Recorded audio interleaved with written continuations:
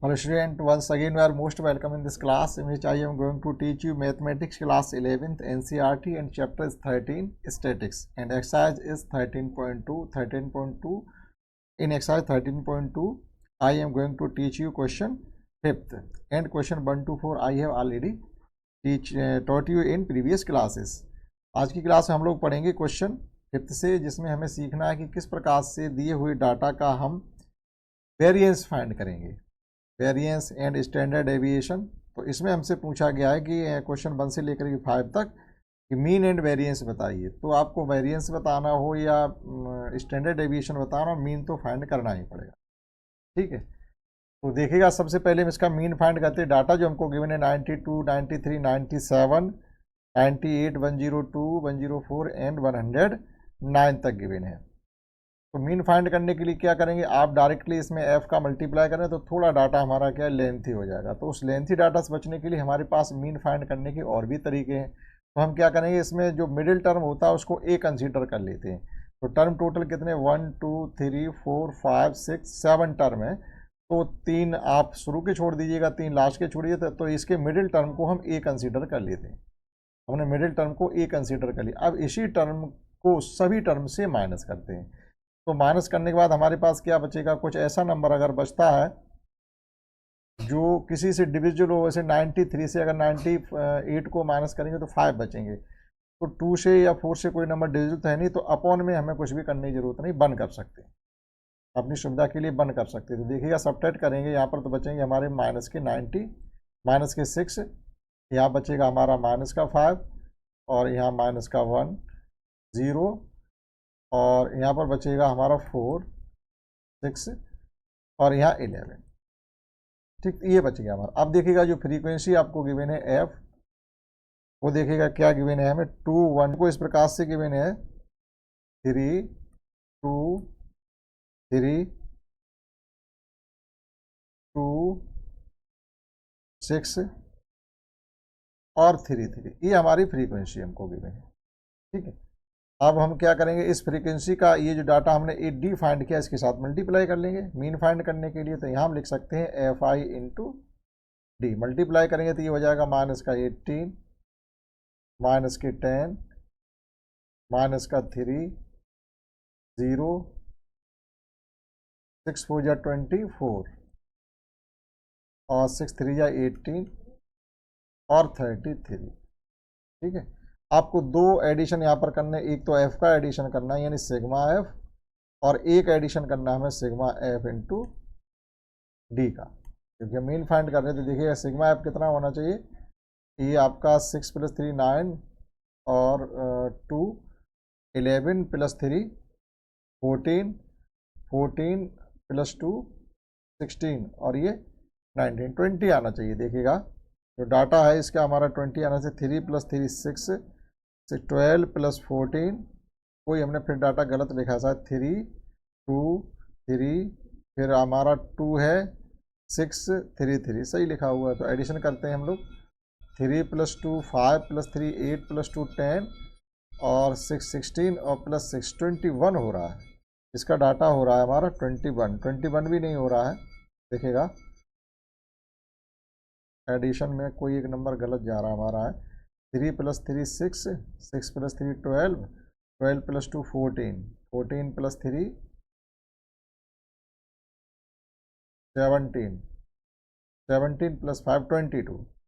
ये डाटा हमारा 22 हो रहा है। ठीक है, और इसी प्रकार से इनका एडिशन कर लीजिएगा। देखिएगा ये 28 माइनस का 31, ये हो रहा हमारा माइनस का 31, माइनस का 31 प्लस का देख लीजिएगा कितना हो रहा है 33 3 8 + 4 12 और +3 12 + 3 15 कि 5 कैरी 1 और ये हो गई आपकी 6 और 1 7 75। तो ये कुल मिला के हमारे पास बच गया है 4 और 4 यानी 44 आ गया। अब आप मीन फाइंड कर लीजिएगा।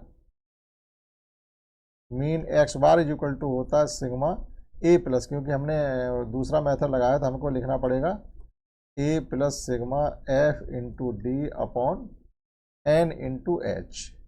तो ए था हमारे पास 98 प्लस सिग्मा एफ डी हमने फाइंड किया है 44 अपॉन एन है 22 और इंटू एस से मतलब 1 है, जो हमने यहाँ पर ये डिवाइड किया ये वाला ये 1 है यहाँ पर, ठीक है 1। तो 1 से कोई फर्क पड़ने वाला नहीं, 22 से 24 2 टाइम्स कैंसिल हो गई, ये आ गया आपका 98 प्लस 2 इज इक्वल टू 100।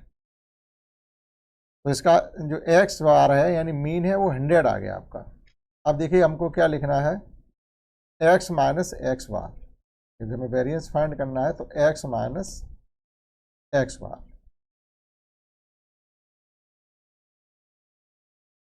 अब एक्स टर्म हमारे पास ये है, ये इन सभी से 100 को कम करना है, तो हमारे पास बचेगा माइनस का 2, माइनस का 7, माइनस का 3,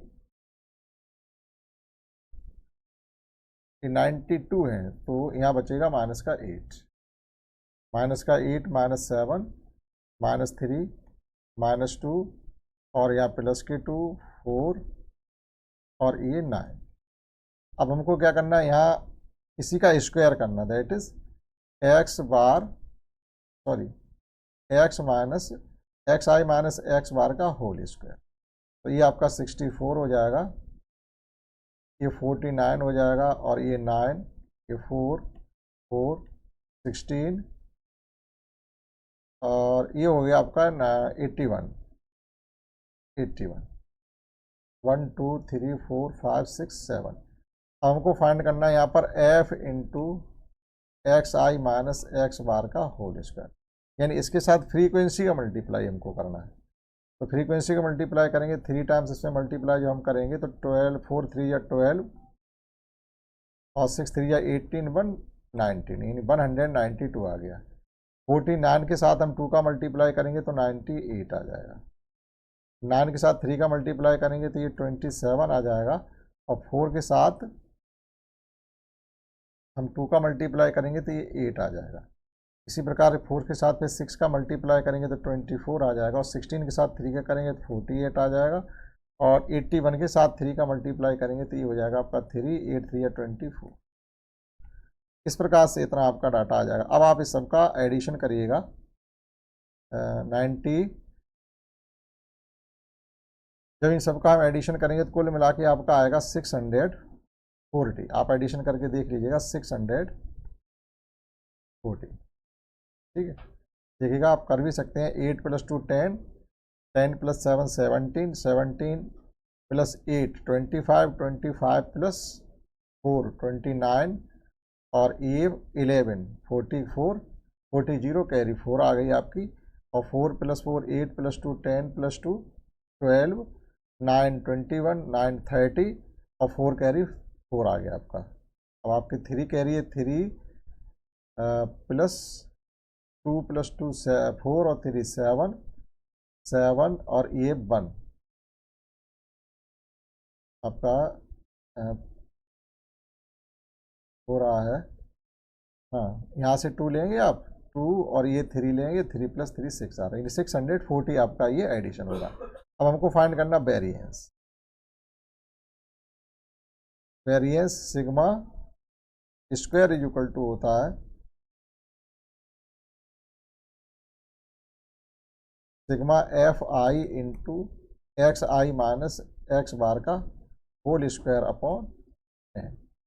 तो ये था आपका कुल मिला के 640 अपॉन एन हमने फाइंड किया है 22। अब इसको आप अपने 22 से जब डिवाइड करें 2 से डिवाइड करेंगे तो ये आ जाएगा आपका 320 अपॉन 11। अब 11 से जब हम 320 को डिवाइड करेंगे 11 को जब 320 से डिवाइड करेंगे तो कितना आ जाएगा 11 2 या 22। अब बच गए आपके 10, तो 10 बच जाएंगे, 10 और 1 0 100 हो जाएगा तो 11 9 या 99। फिर आपका बच गया 1 0 बढ़ाएंगे फिर 0 100 हो जाएंगे फिर 11 9 या 99, यानी ये आ गया आपका 29.09। तो इस प्रकार से किया जाएगा, थोड़ा आपको टाइम लगेगा करने में। अगर आपका अच्छा रिवीजन है तो आप जल्दी कर पाएंगे, समझाने में तो देर लगती है, ठीक है, क्योंकि ये छोटे छोटे जो डाटा होते हैं एडिशन में भी कन्फ्यूजन होता रहता है, कहीं सही आएगा कहीं नहीं सही आएगा। तो आपने इसमें सीखा है क्वेश्चन 5 करना है। नेक्स्ट वीडियो हम लोग सीखेंगे क्वेश्चन 6 को करना। इसमें इतना ही, दैट्स ऑल।